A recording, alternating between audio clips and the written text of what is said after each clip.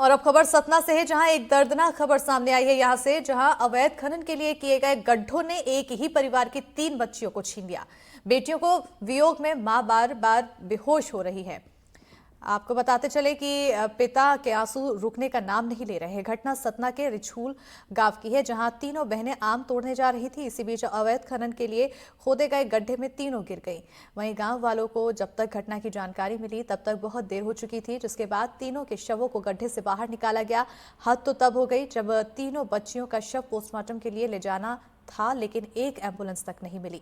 जिसके बाद एसडीएम की गाड़ी से शवों को अस्पताल पहुंचाया गया। बताया जा रहा है कि गांव में सड़क बनाने वाले ठेकेदार ने जेसीबी से मिट्टी खोदी और सड़क में इस्तेमाल किया।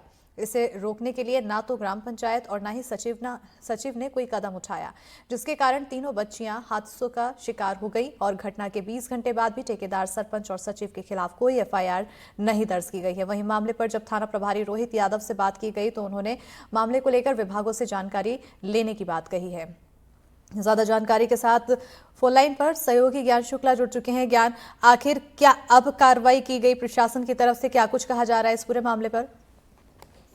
जी, बताना चाहूंगा कि इस पूरे मामले का दुर्भाग्यपूर्ण ये पहलू ये है कि 3 छोटी छोटी बच्चियों की मौत हो गई और शासन प्रशासन के लोग, खासतौर पर पुलिस विभाग के जिम्मेदार अधिकारी अभी भी इस मामले में लीपापोती करने में जुटे हुए हैं।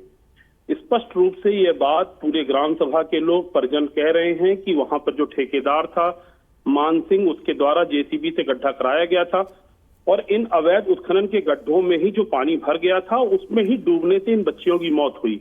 एक बच्ची आम तोड़ने के लिए गई थी, जब वो डूबने लगी तो उसकी दूसरी 2 बहनें जो छोटी छोटी सी थी, महज 5 और 8 साल की बच्चियां, इस बात का सहज अंदाजा लगा सकते हैं कि किसी परिवार की 3 बच्चियां, 2 जुड़वा बच्ची, एक उसकी बड़ी बहन, उनकी एक इतनी बुरी तरह से मौत होती है और वो परिवार की क्या स्थिति होगी।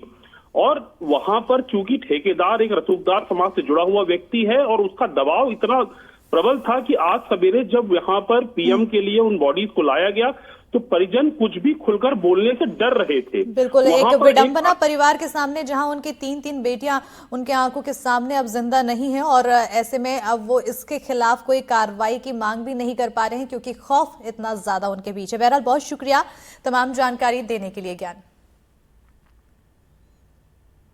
खबरों में आगे बढ़ेंगे। दमोह से खबर है, जहां फर्जी सर्जन को कोर्ट से बड़ा झटका लगा है। कोर्ट ने बढ़ाई फर्जी सर्जन की पुलिस रिमांड। पूछताछ के लिए 4 दिन की रिमांड बढ़ाई है।